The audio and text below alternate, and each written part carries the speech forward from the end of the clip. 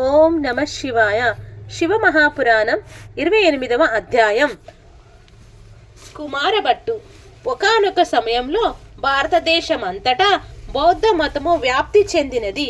దీనికి సంబంధించిన సనాతన ధర్మంలో కొంత ఆందోళన పాడటం జరిగింది. బౌద్ధము వేదమును అంగీకరించదు, వేదము ప్రమాణం కాదు అన్న వారిని నాస్తికుడు అని పిలుస్తారు. వేద ప్రమాణాలను అంగీకరించని నాస్తికము అవుతుంది. బౌద్ధము వైపు వెళ్ళిపోతే నాస్తికులు అయిపోతారని నాస్తిక మతమును ఖండించి తిరిగి ప్రజల్లో కర్మ నియతిని ఏర్పరిచి మరలా అందరినీ వేద మార్గంలో నడిపించడం కోసమని సుబ్రహ్మణ్యేశ్వర స్వామి వారు కుమారీల భట్టుగా వెలిశారు. ఆయన ప్రయాగ క్షేత్రంలో పుట్టారు. ఏదైనా తెలుసుకోకుండా ఖండిస్తే దాని వలన మర్యాద ఉండదు. బాగా తెలుసుకుని ఖండించాలి. అందుకని వారు ఒక బౌద్ధ రామనందు చేరారు. అది 7 అంతస్తుల ప్రాకారం కలిగినటువంటి ఆరామము. అక్కడ అనేక మంది బౌద్ధులు ఉండేవారు. వేదము కానీ, యజ్ఞము కానీ, యాగము కానీ, ప్రార్థన కానీ, స్తోత్రము కానీ చేయటం వారు అంగీకరించరు. అక్కడే కూర్చుని గురువుగారు చెప్పేది ఆయన వినేవారు. సనాతన ధర్మమును ఖండించినప్పుడు, వాటి గురించి చెప్పినప్పుడు కుమారీల భట్టు ఏడుస్తూ ఉండేవాడు. ఒక రోజున గురువు ఎందుకు ఏడుస్తున్నావు అని అడిగాడు. అప్పుడు ఆయన సనాతన ధర్మంలోని విషయములను ఎంత గొప్పగా ఖండించారు, అందుకు సంతోషంగా ఆనందంగా బాష్పములు కరుస్తున్నాను అని ఆయన అబద్ధం చెప్పారు. ఎందుకు?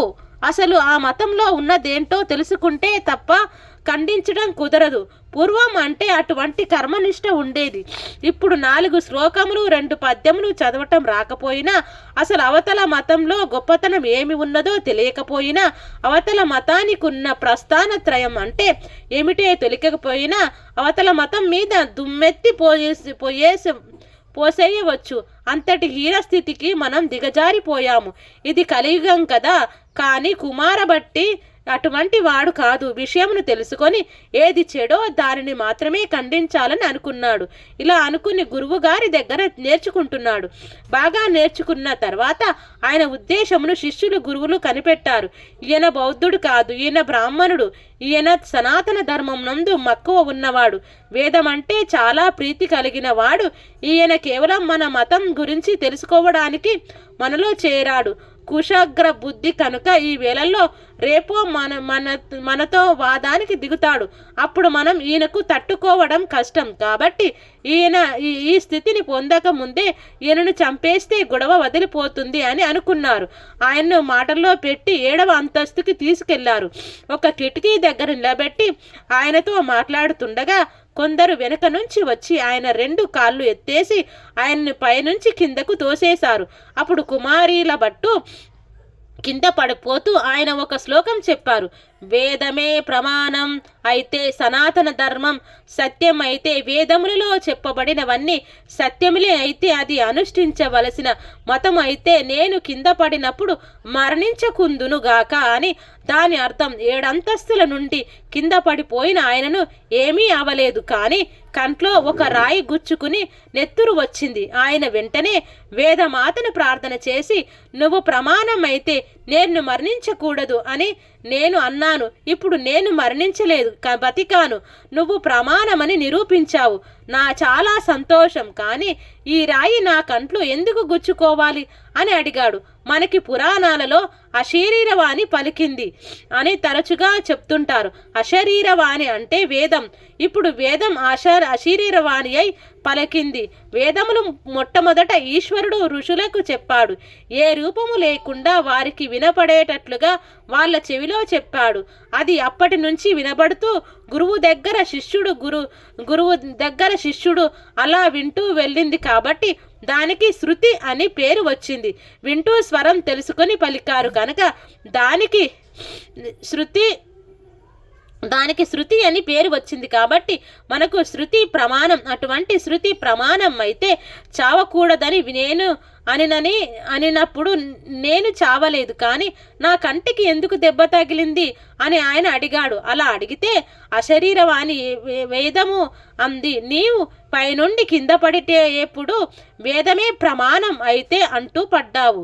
వేదము ప్రమాణం కనుక నేను మరణించను అని నీవే అనలేదు. చిన్న అనుమానం పెట్టుకున్నావు. అటువంటి అమ్మా ఒక నిమిషం.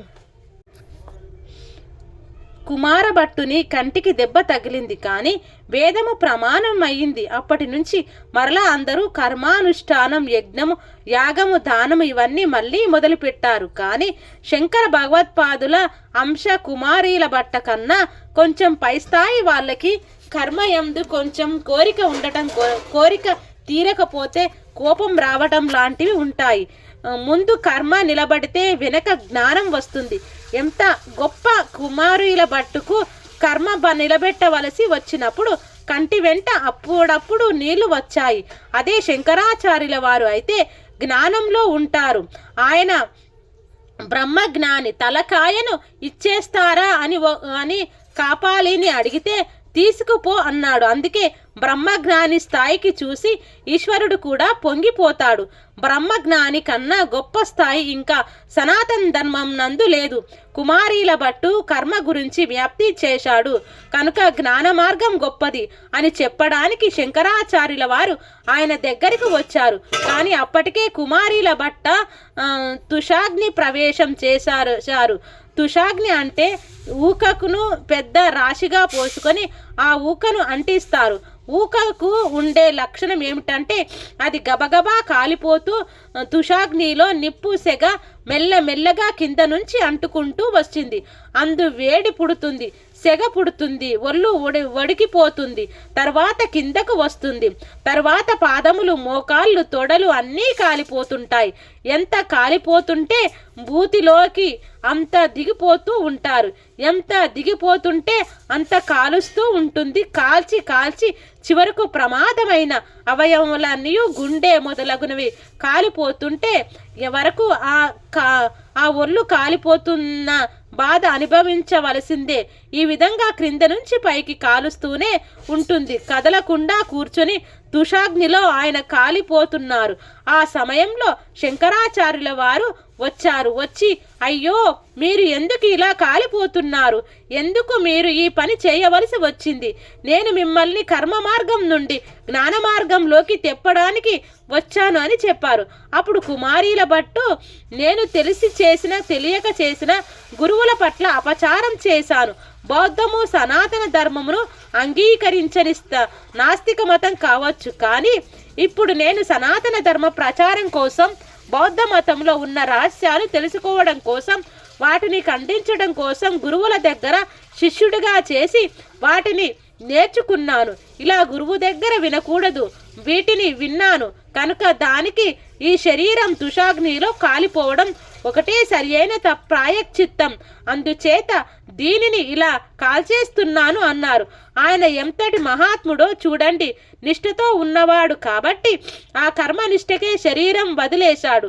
సుబ్రహ్మణ్య స్వామి అవతారములు అన్నీ కూడా అగ్ని అందే పర్యవేక్షిస్తూ, అందుకే అగ్నిహోత్రంలోనే తుషాగ్నికి కుమారీల భట్టు వెళ్ళిపోతూ, నా శిష్యుడు మండరామిశ్రుడు ఉన్నాడు, ఆయనతో వాదించి ఓడించండి, అప్పుడు లోకమంతా కర్మ మార్గం నుండి జ్ఞాన మార్గంలోకి వెళుతుంది అన్నాడు. ఏమి చిత్రం జరిగిందంటే, అంత పూర్వం వరకు పూజలు చేసే మీరు ఏ పూజ చేస్తున్నారో ఆ పూజలో స్వామి పేరు చెప్పి ప్రీత్యార్థం అనే మాట చెప్పడం సంకల్పంలో లేదు. ఇది చెప్పకుండా పూజ చేసేవారు. శంకరాచార్యుల వారు మండనామిశ్రుని గెలిచిన తర్వాత కర్మ భాగమునందు ఒక కొత్త విషయం కలిసింది. మీరు ఏది చేసినా సంకల్పంలో ప్రీత్యార్థం అని దేవత పేరు చెప్పి నీళ్లు ముట్టుకుంటారు. ఈ కర్మను నేను ఇప్పుడు ఈశ్వరానుగ్రహం కొరకు చేస్తున్నాను. ఈ కర్మ చేస్తే ఫలితం వచ్చేస్తుందని కాదు. ఈ కర్మ చేస్తే ఈశ్వరుడు ప్రీతి చెంది ఫలితములు ఇవ్వాలి.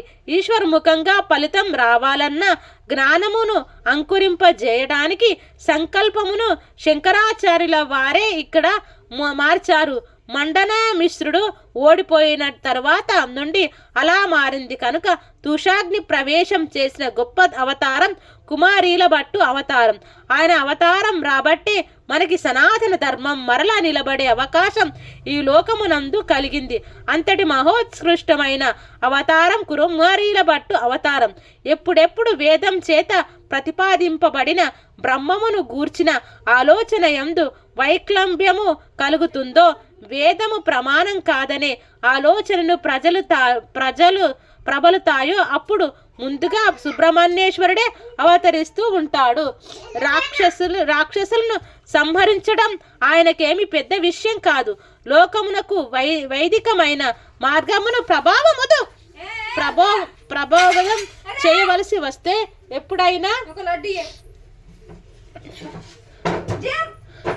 చేయవలసి వస్తే ఎప్పుడెప్పుడు ఎంతవరకు సమాజంలో బోధ జరిగితే తప్ప కుదరదో అంత గొప్ప బాధ్యతను ఆయన భుజాల మీదకు ఎత్తేసుకుంటాడు. ఆయన మహాజ్ఞాని. ఆయన జ్ఞానబోధ చేయగలడు. లోకం అంతా కూడా సనాతన ధర్మమును విడిచిపెట్టి నాస్తికం వైపు నడుస్తున్న రోజుల్లో ముందు కర్మనిష్టను చూపించడం కోసమని ఆయన కుమారీల భట్టు రూపంలో వచ్చాడు. అంతే కర్మనిష్టతో చిట్ట చివరకు ఆయన తుషాగ్ని ప్రవేశం చేసేశారు. వేరొక సందర్భంగా ఆయన తిరుజ్ఞాన సంబంధారుగా వచ్చారు. శివమహాపురాణం 28వ అధ్యాయం సంపూర్ణం. సర్వం శ్రీ ఉమామహేశ్వరార్పణమస్తు. ఓం శాంతి శాంతి శాంతి.